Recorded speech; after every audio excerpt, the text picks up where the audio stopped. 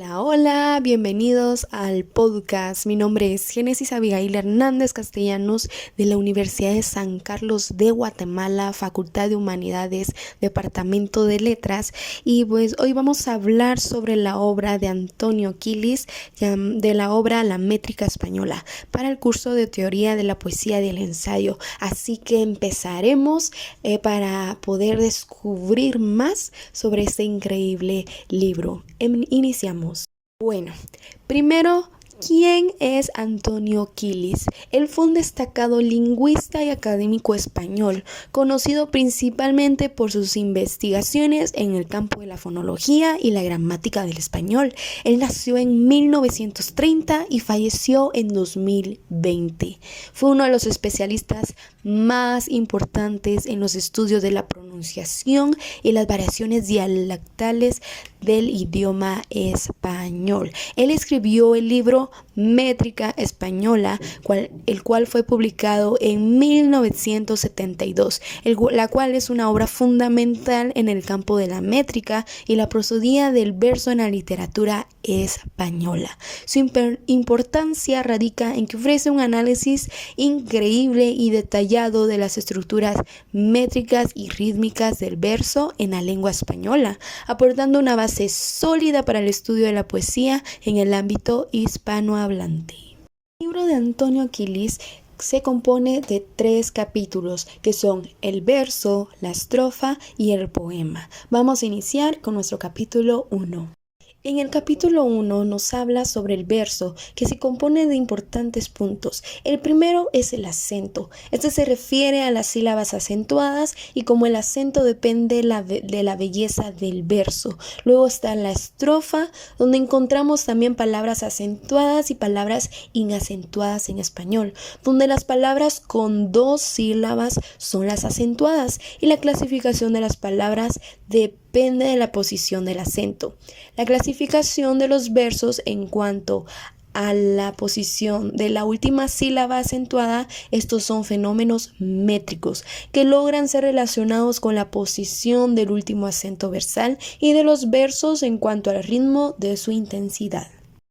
Luego encontramos la rima. La importancia de la rima es la percepción de una igualdad de timbre en el punto. También observamos el cómputo silábico que tiene clases de versos según el número de sílabas. Aquí encontramos las sílabas métricas con 2 factores que debemos tener en cuenta como el número de sílabas y los fenómenos métricos que son la sinalefa, diéresis y sinéresis. Un punto importante de igual manera es la división silábica en español, que son fenómenos métricos en el ámbito silábico. Otros fenómenos métricos que afectan al cómputo silábico y la clasificación de los versos según el número de sílabas son como la pausa, tono y las clases de pausas, que son la estrófica, que se encuentra al final de cada estrofa, la versal, que se encuentra al final de cada verso, e interna, que se encuentra en el interior de un verso. También es importante el tono, que es el responsable del comportamiento de cada verso, y la estrofa de sus variaciones depende de la longitud del tipo de pausa. Y de último, el significado, que es un desajuste que se produce entre el metro, la sintaxis y produce un efecto anormal en la estructura estrófica. Bueno, ahora hablaremos sobre el capítulo 2, la estrofa. En las propiedades de la estrofa se junta una serie de condiciones que se debe poseer un axis rítmico. El acento de cada verso es la cantidad de cada verso, la inflexión del tono de cada verso y la rima o la reiteración del timbre. También está la división de las estrofas en cuanto al tipo de verso. Este se divide en cuanto al tipo cuantitativo de los versos. Están las estrofas isométricas y las estrofas heterométricas. También observamos la representación de la estructura de las estrofas en formas estróficas, y estos se refieren en cuanto al número de versos que conforman las estrofas. Ahora hablaremos sobre el último capítulo, el capítulo 3, donde se tratará sobre el poema. Los poemas se dividen del siguiente modo. En cuanto a su forma, están los poemas estróficos y poemas no estróficos.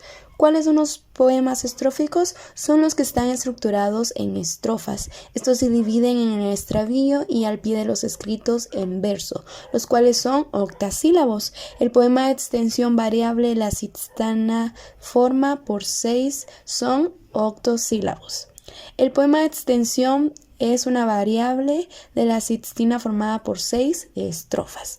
Ahora hablaremos sobre el poema estrófico, el cual no tiene forma fija en cuanto al número de sus estrofas y versos.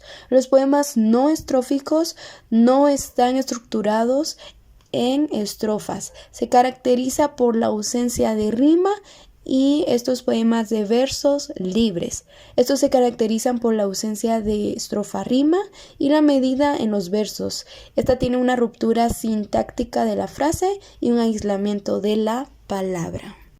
En conclusión, la métrica española de Antonio Quilis es una obra clave en la literatura y la lingüística española, ya que proporciona un marco teórico y práctico para estudiar la poesía española desde el punto de vista métrico, estructural y fonológico, siendo esencial para los estudiantes académicos y cualquier persona interesada en la poesía hispánica.